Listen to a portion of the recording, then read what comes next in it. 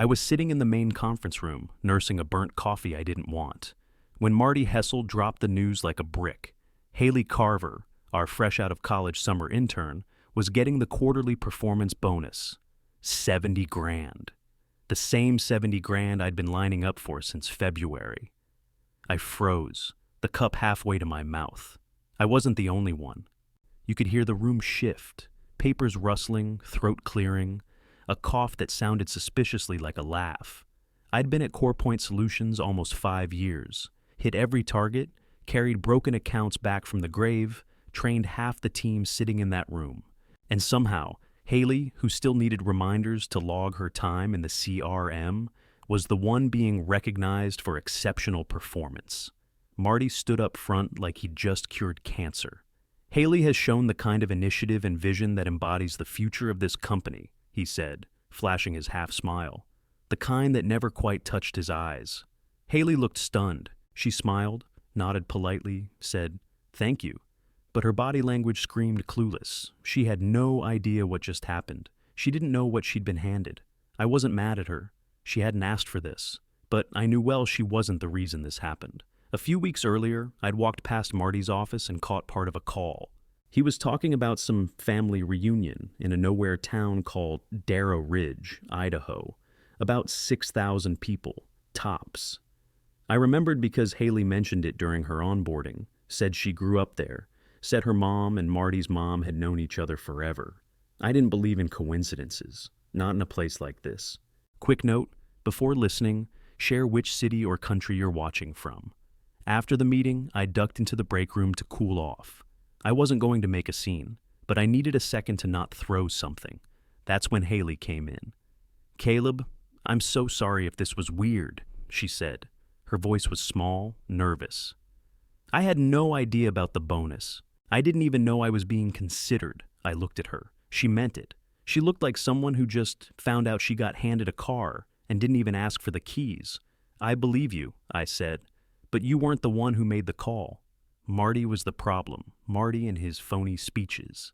The kind of guy who wrapped favoritism in buzzwords and expected everyone else to smile through it. I tossed the rest of the coffee in the sink and walked out without another word. I got in my car, drove home in silence, and cracked a beer before I even took off my shoes. My hands were still shaking. That bonus was supposed to knock out the last of my credit card debt. Maybe take my daughter to San Diego, like I promised her last year. Instead, it got handed to someone who still needed help finding the printer. I called my brother, Drew. He worked construction down in Fort Worth. No patience for corporate crap, but always picked up when I needed to vent. "They handed your bonus to a temp intern," he said after I explained. "That's beyond corporate politics. That's theft with a smile." I let out a laugh, but it was hollow. "It's not even about the money anymore. It's about what it says, Drew repeated. "It says you're working for a guy who's full of it." He wasn't wrong. I didn't bother going to HR. HR doesn't fix this kind of thing. They bury it. This was bigger than policy violations.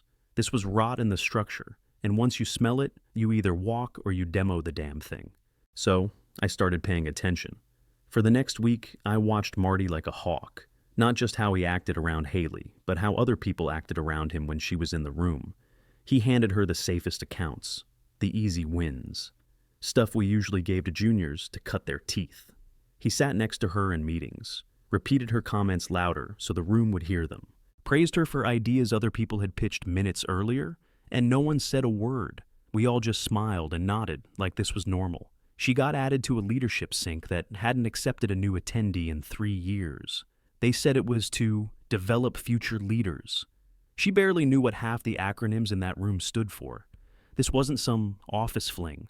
This was small-town loyalty in a business suit. He wasn't mentoring her. He was promoting his cousin's kid, and he didn't care who he stepped on to do it. But Haley, she didn't strut, didn't act entitled. She showed up early, took notes, asked real questions. And yeah, she was green, but not lazy. That's what made this harder. She didn't deserve the firestorm coming her way. I wasn't going to scream. I wasn't going to flip a table or quit in a blaze of middle fingers. Marty didn't deserve that kind of exit. He deserved a lesson. A quiet, slow, patient one. The kind that settles in after you think you've won.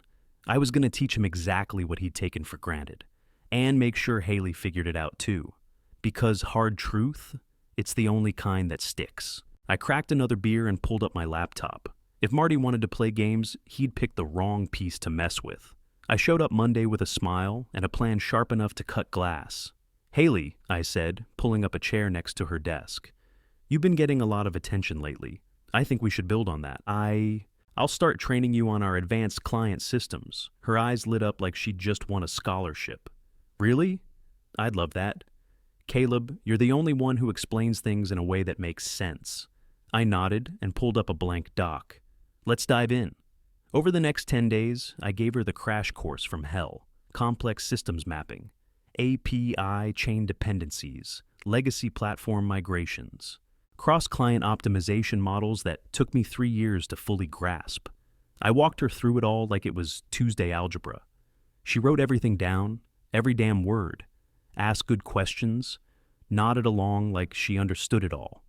But I could see it. The cracks. The way her handwriting slowed the deeper we went. The hesitation when I paused and waited for her to summarize something back. Still, I kept at it, encouraged her. Let her think I was setting her up for success. Then I started volunteering her. When BioCore, a nightmare pharma client with 6 VPs and a hair-trigger escalation process, asked for someone to help manage their SaaS rollout, I threw her name out like a gift. "Haley's been diving deep into integration work," I told Marty. "She's ready." He clapped like a damn seal. "Yes, great idea. Let's give her visibility." Then I passed off the executive briefing, my monthly deck for the C-suite, pitched it as a fresh perspective from someone who's been closer to client pain points lately. Marty ate it up. Didn't even ask if she was ready. And me? I vanished. No more late nights fixing deployment issues. No more saving bad data pulls at midnight. No more rewriting proposals because a junior didn't triple-check the numbers. I left at 5:30 sharp. Didn't touch a weekend email. If a system hiccuped, it hiccuped. If something broke, it stayed broken until someone else fixed it. And the machine, my machine, started to rattle. Internal dashboards loaded slow. Response times lagged. Small issues snowballed. Nobody noticed at first, because I'd made it all look easy for so long. But behind the curtains, Haley was stepping into fires I used to put out before breakfast. She tried. I'll give her that. Showed up early, followed the guides I gave her, cross-referenced everything. But she wasn't ready.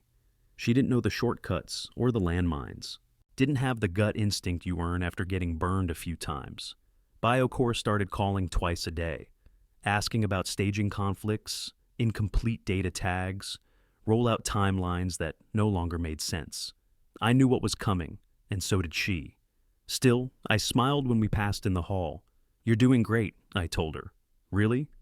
"I feel like I'm drowning." "Pressure just means you're getting sharper. Trust the process." She nodded, didn't push back. Marty, meanwhile, was too busy patting himself on the back to notice the walls closing in. He sent out another team-wide email praising Haley's growth mindset and commitment to strategic client support. Like those buzzwords could fix the mess that was brewing. I sat back and watched, didn't lift a finger, because this wasn't sabotage. I wasn't setting her up to fail. I gave her real training, honest chances, but I also gave her the truth, the weight of the job, the part nobody sees until you're the one carrying it. And Marty? He wanted a prodigy, a shortcut, someone he could point to and say, "Look what I built." So I let him. And I made damn sure he didn't see the storm until he was already standing in it. By week 3, the dominoes started tipping hard and fast. Haley's rollout with BioCore hit 3 snags in 48 hours. First, she misread the client's internal ticketing structure and sent our dev team the wrong integration specs. Then she greenlit a staging environment that didn't match their compliance standards. By the time I heard about it, BioCore's VP of Ops was already on the phone with Marty. And the executive briefing? Total disaster. She looked sharp walking in. New blazer, stack of notes, polished smile. 5 minutes in, she lost her place. Then the CFO asked about the projected churn rate in Q4. She blinked, looked at the slide, looked at the room. I think that was...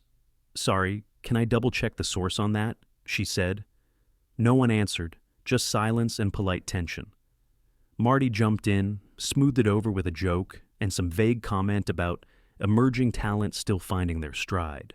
But after the meeting, his face was tight, jaw clenched, hands shoved deep in his pockets. The glow was starting to wear off. Haley started lingering near my desk more. "Caleb, do you have a second?" she'd ask, holding her notepad like a shield. "Of course," I'd say, smiling. But I didn't solve things for her. I just asked questions, pushed the ball back into her court. "What do you think the client's expecting here? Did you cross-check the data sources before building the report?" "Sounds like a solid approach. Just make sure you verify it with legal." Encouraging, not rescuing. She nodded, scribbled things down, always polite, always grateful. But I saw it in her eyes, panic behind the posture. She wanted me to fix it, to take the pressure off her shoulders and carry it like I always had. But that was the point. I wasn't carrying anything that wasn't mine anymore. Meanwhile, the system issues stacked up like dirty dishes.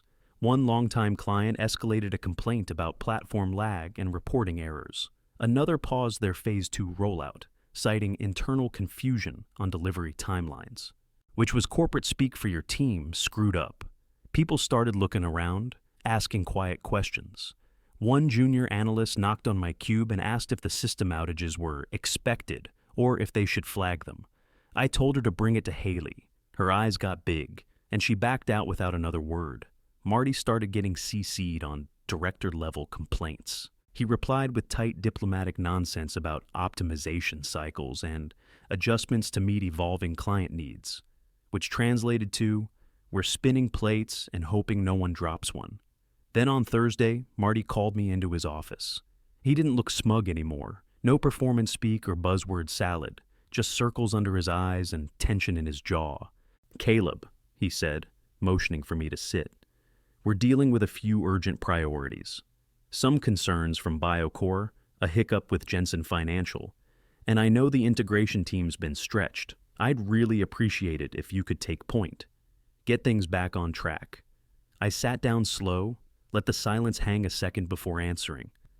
"I'm booked solid, Marty," I said flatly. "Haley's been looped into all those accounts. Maybe she could lead the charge." He blinked, twice. "Well, I was hoping to get your expertise back in the mix." I shrugged. "That ship sailed. I'm focused where I'm assigned. You wanted fresh leadership. Now's the time to let it lead." He didn't argue, just nodded slowly, like he wasn't sure what had just happened, but knew he'd lost control of it. I stood and walked out before he could say anything else. As I walked back to my desk from Marty's office, my phone buzzed. "Sloan Strategic, ready to talk compensation that matches your value?" I stared at the message for a second. They'd reached out before, twice actually. I'd always said no, loyalty, timing, some excuse about not being done building what I'd started at CorePoint. But this time, I hit reply. "Let's talk." They booked me for Thursday at 10. Another one Friday at noon.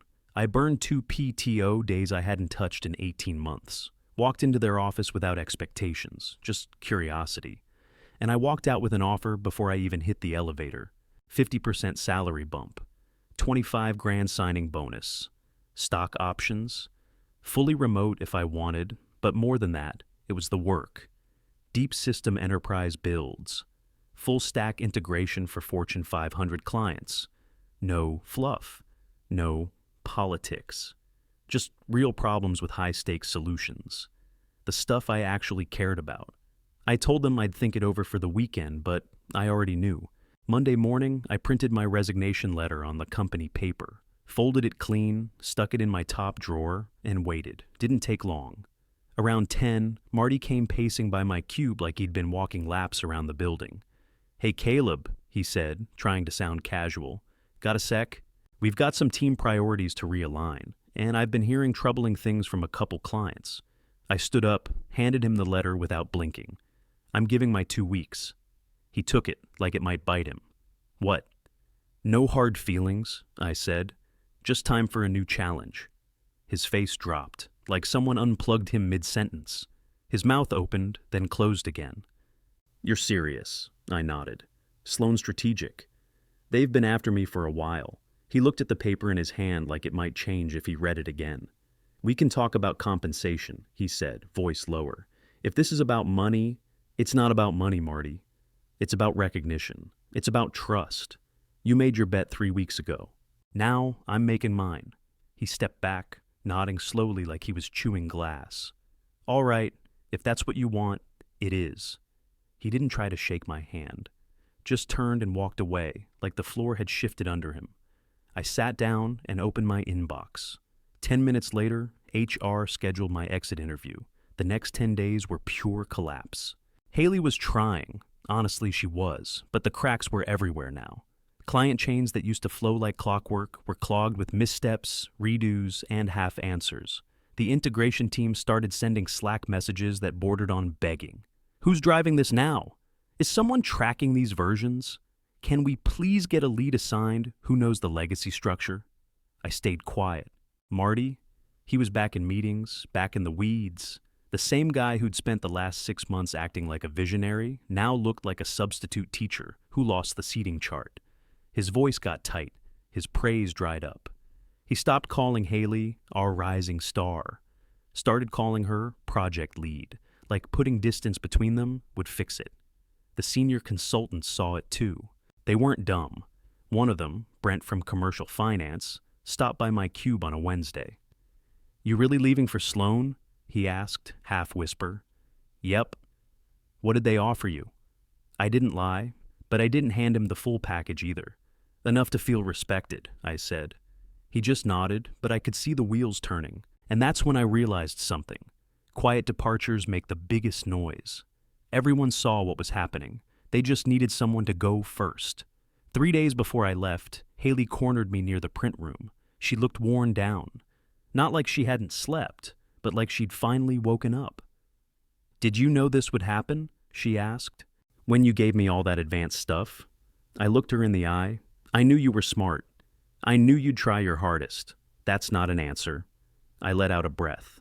You can't shortcut experience. No one can. Sometimes pressure teaches faster than prep ever could.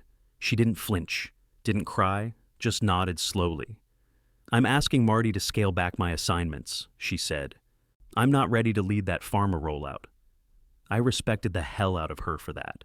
Most people, when they get thrown into the fire, either panic or blame the match.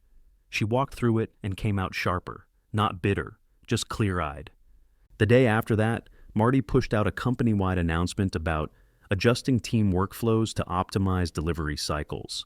It was the kind of corporate speak that screamed, "We're scrambling, but don't want to admit it." Meanwhile, I kept packing up my files, transferring knowledge to people who should have been trained years ago, and responding to handover emails with exactly what they needed, nothing more. I didn't do a victory lap. I didn't slam the door on my way out. I just watched a machine I'd kept running on duct tape and coffee finally show its broken parts, and let the people who ignored it see what I saw every damn day. On my last Friday, they gave me a half-hearted send-off in the break room. Someone brought cupcakes. Haley made a little card and passed it around. Marty stood near the fridge with a paper plate in his hand, looking like he hadn't slept in a week. He cleared his throat, tapped his cup with a pen. Before Caleb heads out, he said, I just want to say he's been a pillar of the department. Reliable, steady. The kind of consistency and excellence you hope to build a team around. The room clapped. A few people smiled. I nodded and kept my hands in my pockets. After the party fizzled out, Marty followed me to my desk. Got a minute? He asked, voice low.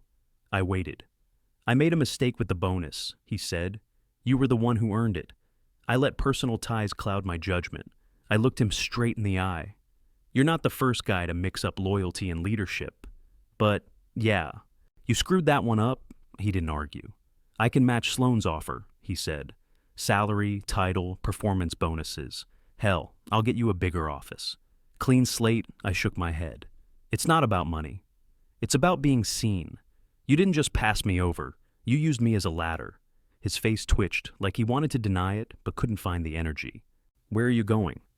Sloan Strategic. They build the kind of stuff I care about. And they pay like they mean it. His shoulders sagged. You'll take clients with you? Maybe, I said. Or maybe they'll just follow the guy who always showed up. I walked out that afternoon with a cardboard box and zero regrets. A month later, Haley sent me a LinkedIn message. She'd stepped back into a support role, focused on learning the foundation instead of skipping steps. Said that month taught her more than 4 years of college ever did. I believed her. Marty emailed too, said he was reworking how bonuses were handled, asked if Sloan might be open to partnering on a few enterprise contracts down the line. I didn't gloat, didn't spike the ball. I just left. And let the hole I walked out of do all the talking. Turns out, $70,000 was a small price to show a company what losing your best really costs.